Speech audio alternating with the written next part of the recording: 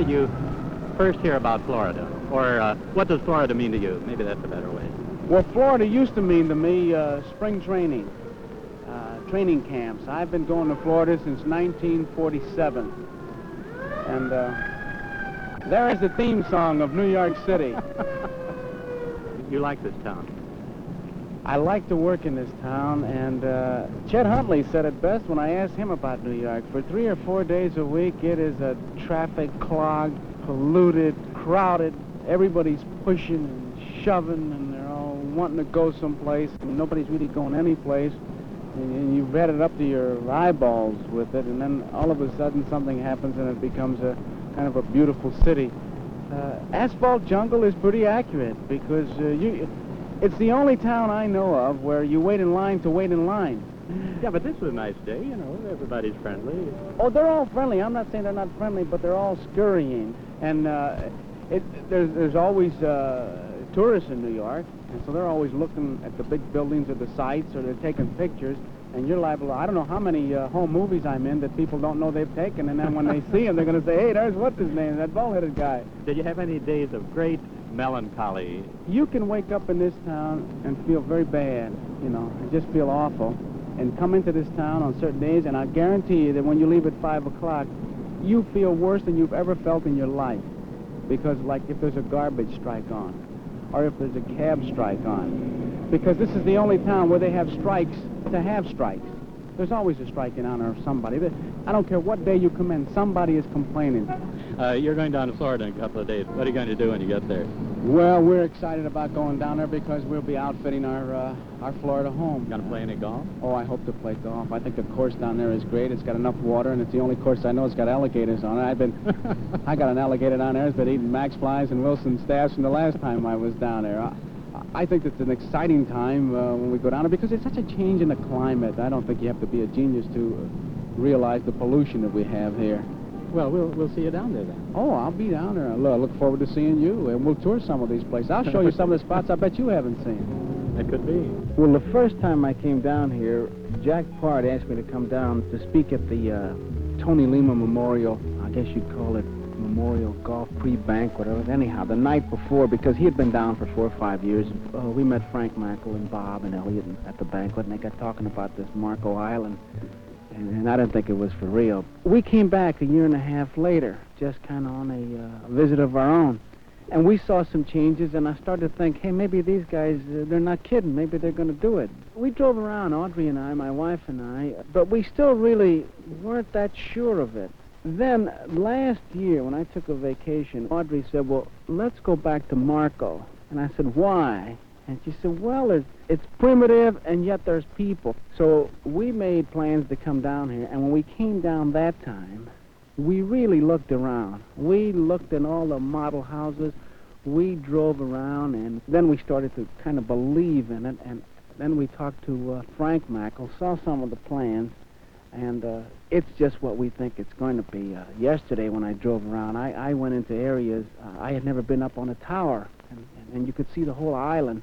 You can see these fingers of land sticking out, and you can see this built-in privacy, and you can see this closer to nature kind of thing. And if you want to look at birds? There's 2 or 3 islands out here that must be the Audubon Hilton or something, because there's nothing but birds that check in there. And around 5:30 yesterday, we were out here. Man, they were coming in like it was Hertz Rent-A-Crane. They were all over the place, and it's a beautiful sight to see them come in. And when you see a sunset here... I was going to ask you, are you a sunset man? Yes, sir. Because when you see that sunset, you know that there's somebody more powerful than you because, man, it's up there. It's in living color. How can you describe it? I can't. It's like it's a giant television set that just got fixed with a perfect fine-tuning knob. And all you have to do is just look up and watch it, and you know you're alive. Oh, that's beautiful. You like it? Oh, I love it down here. I think that... I think the Mackles got something here. They got my approval now. If I had a good housekeeping seal, I'd stamp it right on his forehead. I think it's great what they've done. Just have a little bit of tape left. What kind of person is Frank Mackle? Frank Mackle is an honest person. In my life, I run into what I call contract guys and handshake guys. If Frank Mackle shakes your hand and says, this is it, this is it. There aren't too many handshake guys around. Most of the guys I deal with are contract guys. If they lay their cards on the table, you better count them. There may only be 48 of them there. But if Frank Mackle tells you something, it's there. You'd vote for him? Oh, I'd vote for him. I tell you, the supreme compliment, I'd like to open up a joint bank account with him. You like that? You think you could do 1 minute on fishing at Mackle Island? Could I do 1 minute on fishing? What do you mean? Talk about the fishing at Mackle Island? Yes, I could do 1 minute on fishing, because I'm not an expert on fishing, which is really the best way to come to Mackle to fish. If you've got all the answers, then you really can't ask any questions. I came to Mackle, and they said, you'll catch a fish. And I said, ain't no way I'm going to catch a fish, because I've never been fishing. They said, if you'll just let a guide put the bait on a hook, and you do what he tells you, you'll catch a fish. And then they were so confident, so sure, they said, what kind of fish would you like to catch? And going back to my background, I said, a fish that I could eat. And they named a schnook, or a schnook, or whatever you call it. They named a flounder, and they named a snapper. And we caught all three. One of them I lost. And my 10-year-old little girl, who I know has never been fishing, caught a fish. We had a great guide who baited the hook, or whatever you do to the thing. And then you throw the fish out there. You throw the fish out there? Well, the fish on the end of the hook you throw out there, the bait, or whatever you call it. Oh, you guys that know how to fish. You're really a bunch of wise guys. And the ones that you catch, you throw them back? No. The ones that you catch, you reel them in. I'm an expert already. See, I caught 4 fish. What percentage you bring in? About 237? What is that 237 you keep bringing up? Because I was once accused of hitting 237. I want you to know my lifetime batting average was 256, which means a little better than 1 for 4, which is what I did as far as the fish were concerned, too. Did you teach Gina all she knows about fishing? No. I didn't teach Gina anything about fishing. Ted told us what to do. He's the expert fisherman. And he told us that when you feel the fish nip or bite the bait or whatever they do down there. Never having lived as a fish, I don't know what they do. But you give them line, and then you let them pull it all the way down, and you jerk it back, and then you reel it in. And Gina did that, and she was almost ecstatic. And, man, it's exciting when you pull one of them into the boat. We pulled some in, and the biggest one got away. We can really say that was Gina's. Gina's got away, and then I lost a flounder, a big one. And boy, he looked like he was happy to be caught by me, too. But I lost him. Did Ted say these are good eating fish? Oh, very good eating fish, yeah. He said they're great. In fact, that's what we're going to do. He said it's real great eating. And I've never done that before. How'd your game go today? How'd our game go? Can I answer that for Joe? Joe's game was great, in spots. And you want to tell me what you mean by in spots? Yeah. No, I thought Joe played very well today. We didn't get hurt, so that was fine. See, that's the thing. First thing, whenever you get a golfer that gets on a practice tee, well, even in a pro shop, see, in the baseball business, they call that psyching you out. It's like Ryan Duran taking his glasses off and wiping them, and blinking at you. And you're a hitter, you're saying, this guy may not see me. So you're going to be a little bit leery, see? That's what they call psych. But when a fellow goes in the pro shop, and Frank Mackle did this, went in and he bought a glove for his right hand because he's supposed to have an injury to his right index finger. So he ended up with a glove on his right hand, a glove on his left hand.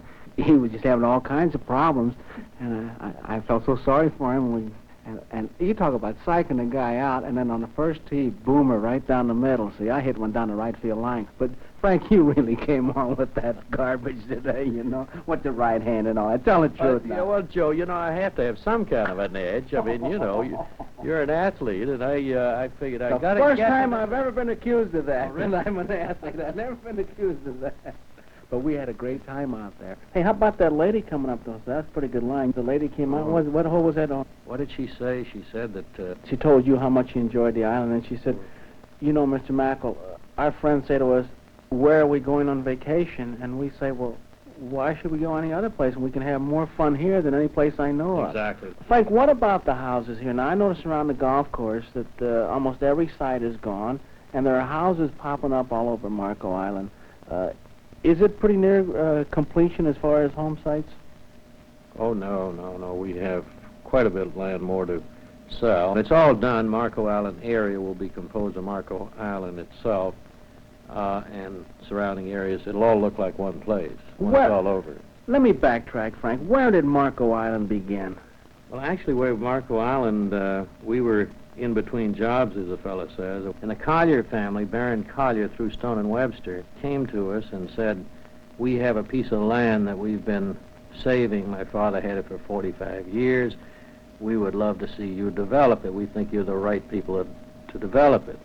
So I agreed to come over and look at it, and it's almost like the first time I saw my wife. You know, I fell in love with it. I mean, it was just one of those things. I couldn't believe it, but I knew this was it. I'm getting a little sentimental about it, but I mean, this is the way Marco Island struck me the first time I saw it. What does it mean to you now, Marco Island?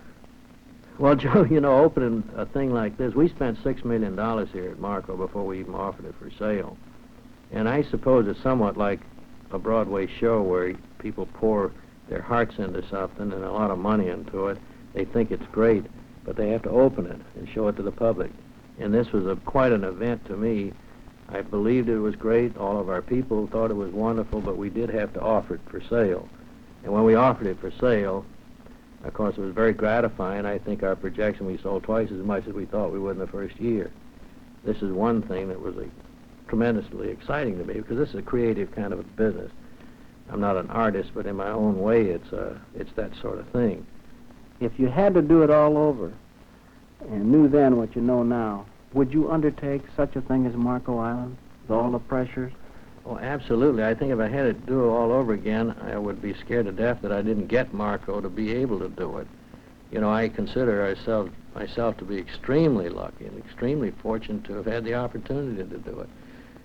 So I would jump at it. The next time where I did it was some trepidation, in a sense, when I told you about relating it to the opening of a show. I'd be so sure of it the next time that I wouldn't even be nervous about it. Frank, is there anything that you've wanted to do on Marco Island that you haven't been able to do and still want to do?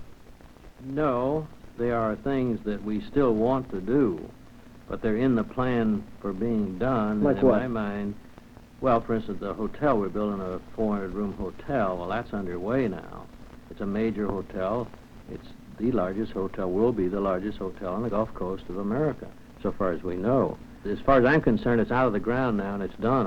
You know, it'll be done in a year and a half. As far as I'm concerned, it's done. You've got to understand that Marco is not just a subdivision. It's a major area of Florida that will be known just as well as Fort Lauderdale or West Palm Beach or whatnot. It is a major place name in Florida, or will be. What effect do you think Marco Island will have on the Everglades? Well, it should have no effect on the Everglades. They're just good neighbors? Yeah. Yeah, as a matter of fact, this is very interesting. Could I ask that again? No. Talk about the weather. You know, we played golf today, and I got a burn on the top of my bald head. I'm going to have a nice tan, and it was great. And right now, it is pouring. Well, this typical summer thunderstorm that's occurred right now, this is typical of this season of the year, where you'll get a thunderstorm, hard rain, probably be all over in 10 minutes, 15 minutes. It's going to be blue skies again. Frank, I like it down here, and I want to tell my friends about it. How long will I be able to tell my friends that, hey, if you want a place to live, go down to Marco Island? Joe, as long as you live and as long as your children live, they'll be able to say that. This is the greatest place there is to live. Joe, you've been asking me these questions, and I've been happy to try to answer them to the best of my ability and from my heart. Have you been satisfied with what's happened since you first saw it? Well, in fact, if you come here every 6 months, it's got to be different. The first time I saw it, I didn't believe it. Well, the Wall Swamp is what it was. I mean, it was a great big area, Frank. That's and, right. my golly, when you cleared off, you did put something up there. And then I saw the shopping center. And where the guy told me the bank was going to go, the bank was up there. The model homes that were on one side of the street, fellow told me, and he didn't know who I was. I mean, when I came here, I was snooping. No guided tour with the VIP treatment or any other kind of treatment. Just like any other typical Italian boy that came from humble parents and knew Yogi Berra, right? Right. No, I mean, this is the way you find out by asking questions. And they told me that the model homes were going to be sold, and you're going to put up 9 more different models, and those were up. And I know Audrey and I, we talked about it. We said, you know, whatever they say they're going to do, they're going to do. Now, we came back here 6 months ago, but in front of the hotel, they were clearing. They said, this is all going to be gone. Because when I first came here, I thought that Tarzan, Jane, and Cheetah lived over there, you know, in one of those developments. Right. And now it's all clear. Yeah. And the golf course, for example, the back 9, they would say, well, there are going to be houses here and houses there. That's all happened. And this has been a surprising thing to me. And whatever was told to me has happened. And this to me is an encouraging thing. It's not the kind of a place you come to where you retire and get Geritol pumped into your blood. That's right. There's enough happening here, Frank. That's right. And this is the thing that I say. I want to protect as the person who's going to live down here, and you keep telling me, well, you just have to have faith, and then I could look it up, and your record states that.